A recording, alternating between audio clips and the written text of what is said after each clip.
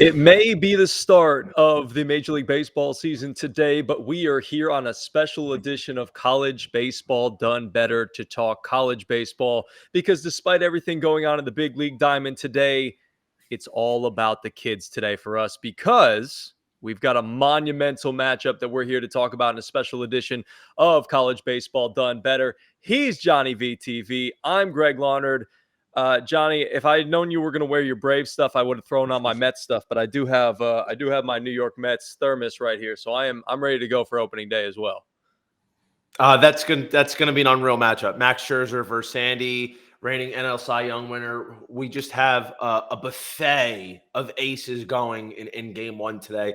So excited! So one of my big plays, and that's why I'm sporting the Braves little throwback Hank Aaron jersey, is because the Braves are an instrumental part of my slate today. Run line -1.5 against the Washington Nationals against Patrick Corbin, the once upon a time next generation pitcher, lefty in this league, who I've been saying like his rapid demise needs to be studied by science. There needs to be an investigative piece done to delve into what's happened to this guy over the last 3 years. So I'm really looking forward to that one. Got to get the Braves home early on so we can set the tone for the rest of the day here. Yeah, I know not to delve too deep into Major League Baseball, but I've got Max Fried as a real breakout this year. He's going to have a real consistent year, be a contender for the Cy Young. I'm really excited about that for him. But let's talk about the kids because that's why we're here on this special edition of College Baseball Done Better. It's an incredible matchup that we have for you today. LSU at home, the number one team in the nation, taking on my Tennessee Volunteers. It's a pitching matchup for the ages, Johnny VTV. We're going to go back and forth. Going to be a short episode about it. We're going to talk from a betting perspective. I've got some thoughts on Chase Dollander, what he's done this season and why he hasn't been as good. And I got a chance to watch Paul Skenes this last time out against Arkansas. Went back and watched some of the highlights. Man, I really like what I see. But I want to go to you first. Tell me a little bit about why this matchup is so big and kind of give us a lay of the land here on this game today here on Thursday. Well, anytime you can get two of the best teams in the country, and that's what these two teams are, despite the fact that Tennessee currently is ranked number 10.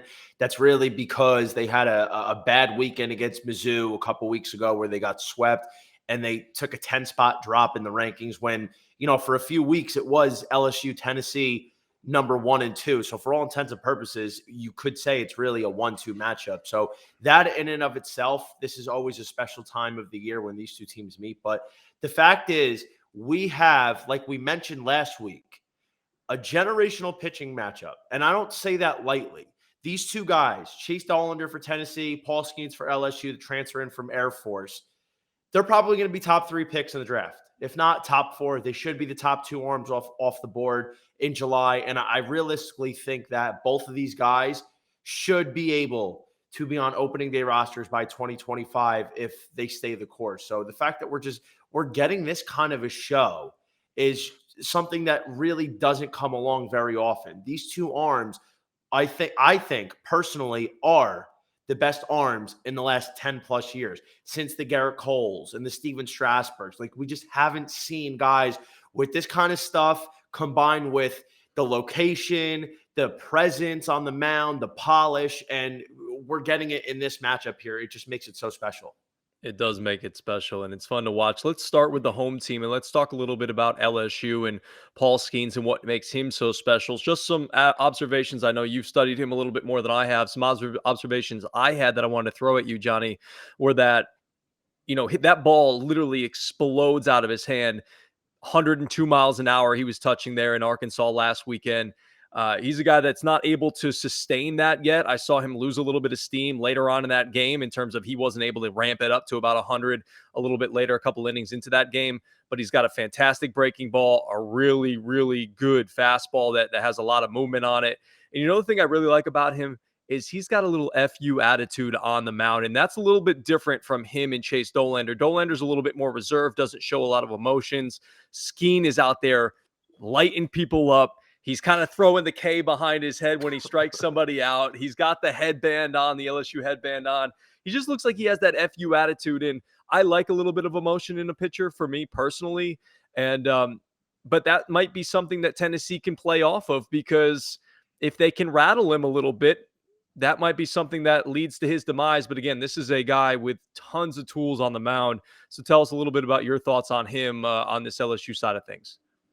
So yeah, Paul Skenes. If I'm doing a pro player comp, Skenes has a lot of Max Scherzer in his game in terms of his overall demeanor and his attitude. And yeah, you could say his stuff because prime Max Scherzer was pumping triple digits, and he'll still ramp it up there.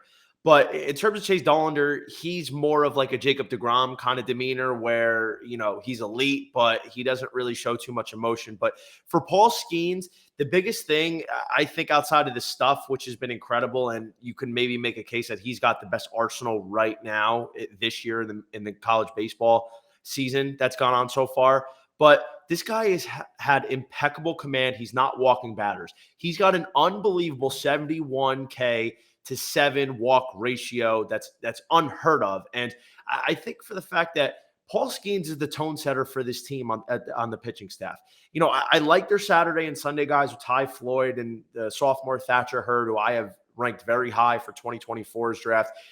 But really, the weaknesses in the LSU bullpen. So with Skenes going 6-7 innings pretty much every time out, it's really provided a nice luxury at the start of each weekend series for Skenes to eat up a lot of the innings and save the bullpen for Saturdays and Sundays. So I think ultimately, if Paul Skenes can come up here and keep doing his thing, not walk any batters, the reason why I like LSU in this matchup is because I just don't love the inconsistency from the Tennessee lineup. It is nothing close to what we saw last year when they were the best lineup in all of college baseball. And that's why I think Paul Skenes is going to come out here, throw 6 or 7 innings, 1-run ball, strike out 9 to 11 batters, and just kind of another day at the office. All right, let's talk a little bit about Tennessee before we get into the betting aspect, because I do want to talk about the betting aspect of this game with you. But let's talk a little bit about Dollander. And I went back and I watched some of his starts, and specifically the last one that he had against Texas A&M. And you talked about Skenes being this guy that's a control freak. He doesn't walk a lot of guys. That's what Dollander was last year, and he really hasn't had the same numbers this year in terms of not walking guys. His walk rate was like 1.5 last year per 9. Now it's a little over 2. And his strikeout numbers are as high as they've ever been per 9 in his career. And sometimes when I see that type of jump in their strikeout rate, I think, all right, he's trying to be a little bit too much of a power pitcher. He's trying to rely a little bit too much on the strikeout, and he's overthrowing a little bit. And then sometimes that fastball gets left a little fat. And you're talking about really good hitters in the SEC, and they can square those balls up. So that's something I've been watching from Dollander. And if he was watching that start that Holland made against LSU's lineup last week, he should be able to tell, hey, look, I got to rely heavily on my breaking balls. I can't get into a pissing contest with Paul Skenes, who can throw the hardest and who can blow the most guys away. I got to be smart about the way I approach this LSU lineup, try to keep them off balance, utilize my off-speed stuff a little bit more, because Holland did that beautifully for Arkansas last week. So my thoughts on Dollander. What say you when it comes to this Tennessee team? I know you just mentioned you talked about their lineup not as potent as it was in years past, but Dollander's still very good. He's great. I still have him ahead of Paul Skenes overall because we saw what he did last year, and I'm so impressed by Skenes. I think he's got a very bright future. This is also a kid that I would think should win a Cy Young if he continues to develop some of his tertiary pitches. But overall, for Like tertiary, like right? Yeah, I like So that word. That's a good word. overall for Chase D here, the slow start, not just in the season, but it seems to be the first inning or two is where he's just not been able to, sustain a good pace. And I think a lot of that is what you touched on. The fastball, I think he's relying too much on it. For whatever reason, the 96, 97, 98 hasn't been consistently there. He's been more in the 93 to 95 range. And, I don't have a problem with that right now because a lot of people are like, oh, well, he's overrated. He's this. I'm like, no, he's not. Like, you have to understand, he's been pitching. His Mizzou start that he got beat up on, which is really the only bad start he's had, that was 32-degree weather with heavy wind. No pitcher is really set up to have their elite stuff. Like when you're a power pitcher and when you have high velocity fastballs, it's not rare that you're just not going to be sharp. Like, let's get that out of the way. But I think ultimately what I learned in that Mizzou game, he's throwing his fastball too much.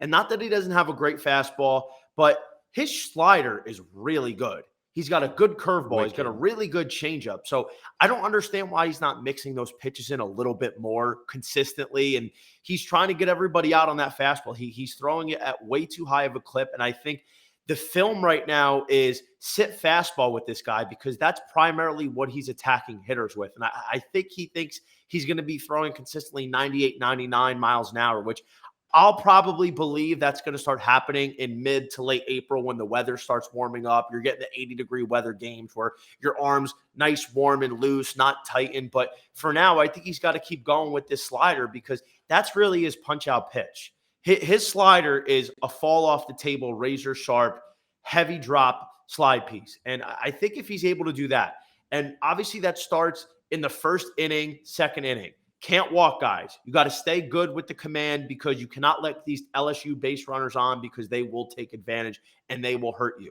I think if Dollander can come in, have a nice, good first 2 innings, then I think he's going to be smooth sailing. If LSU is going to do damage against Dollander, it's going to be what everybody else has done. Attack him in the first inning or two. But then after that, he's been lights out. So a quick start today is really what he needs in order to keep his team in the ballgame against an LSU pitcher that probably doesn't let up more than 1 or 2 runs. And really, to your point, to kind of belabor that, he is going to get beat up early on in this game if he tries to continue on with the same recipe, like you were talking about, trying to pound the zone with fastballs. He's got to be sharper on some 0-2 pitches. I saw he hung a couple in that game against Texas A&M last week. So we'll see what happens. We'll see if he adjusts. And again, he needs to take a page out of Holland's book from Arkansas last weekend. Try to utilize that razor sharp slider, like you were talking about, that fall off the table type of slide piece, and he will be just fine, and we'll have ourselves a dandy tonight at 8 o'clock Eastern Standard Time at the Box at LSU. But let's talk from a betting perspective before we get out of here, Johnny. Give us what your thoughts on this number here. As you see on the screen, Tennessee, the underdogs in this one. If you like them, you get them at plus money at 145, and then for LSU, minus 180. Betting-wise, which way do you go, and what do you like here? So I jumped on this early, and anybody that's been listening to me knows you try to take the number the night before, especially in a matchup with LSU. You know Paul Skenes is going every weekend opener. You know that. So last night, and they hung it early. I was looking at these lines at like 6:30 yesterday, which is very early because typically the night before they don't come out till about 11:15, 11:20 Eastern time. So I was like, okay, I saw LSU at minus 150, which we talked about it last week. We said in the open with Matt Grissom that I would think LSU opens about like minus 140, 145. So 150 is pretty close. And I think that's fair right now, considering the direction of these two teams and, just the overall composition of them. So I grabbed it at 150 last night, and I think 180 now. We're getting a little bit steep. This is still Tennessee, and I think ultimately here, I put LSU in a money line parlay with Wake Forest and South Carolina, 2 other daddy wagons that are just absolutely humming, top 10 teams in the country. So I think that's probably the best way to attack this in terms of a money line perspective, because like the 180 is still a little bit stiff. If Skenes for whatever reason isn't as sharp as he's been, if he's walking a few guys that the Vols are able to touch him up a little bit, I think ultimately though, I'm waiting for the money line. Excuse me. I'm waiting for the total to drop on this one. If it's anything 9 or above, I'm hammering the under. I think realistically, this total should be set at 8. And I'd probably still play the under just because I feel compelled to. So I think we're going to get vintage Dollander, vintage Skenes in a 7-inning apiece, 1 run each pitching duel that's going to be decided by the bullpens. And I think ultimately what's going to happen is if that happens, it will shift in favor of Tennessee with the bullpen because, transfers like Christian Little from Vandy, who has high expectations. He's a talented pitcher. He's not been the guy that they called on. And I just think LSU is a little bit shaky here. But overall, my projection is, unfortunately, I have to go with LSU to win this game. Close one. But I believe Tennessee can take games 2 and 3. They definitely have the pitching advantage with Chase Burns and Drew Beam on games 2 and 3 against Floyd and Thatcher Hurd. So I think Tennessee is going to win the series and hand LSU their first loss. I feel like they find a way, but I think they drop Thursday night opener, a very close, low-scoring contest. LSU 22-3 on the season, 17-1 at the box. Something would have to change, like you mentioned. Tennessee would have to play a really good games 2-3 to take that series. But I'm with you. I got LSU winning this opening series, this opening game here tonight on Thursday night, again at 8 Eastern Standard Time. Should be a great weekend series, though. You know, Thursday, Friday, Saturday. We got the college basketball coming up on Saturday night, the Final Four, all that good stuff. So Johnny, appreciate the time. I'm glad we were able to do this. Want to say thank you to Jared Moore behind the scenes doing the getting the graphics set and whatnot. So we appreciate you, Jared. Johnny, we'll see you back for the show tomorrow. We'll talk about all of the entire landscape, and maybe we can recap what we saw on Thursday's game with LSU and Tennessee. Man, always appreciate the time. Sounds good, man. Appreciate you joining as well. It's always great to chat with you. And I gotta say, the hair's looking great today, man. Just slick back with the clean beard. I mean, what is this? A handsome contest? Look at my guy Greg L. looking just like $1,000,000, dude. I mean, that's what it's all about. Look like $1,000,000, make $1,000,000. That's my philosophy. Hey, I wish I could say the same about you with that ugly ass Braves jersey on. I can't. You got the chiseled jaw. I got the facial hair. So yeah, we both got the two looks down pat. But appreciate the compliment. Fresh out the shower, so it was the hair's looking on point today. So I appreciate it. And again, this is college baseball done better. We will talk to you in our normal time around. It doesn't matter what the time is. We'll talk to you tomorrow and give you the entire rundown of college baseball. See you tomorrow.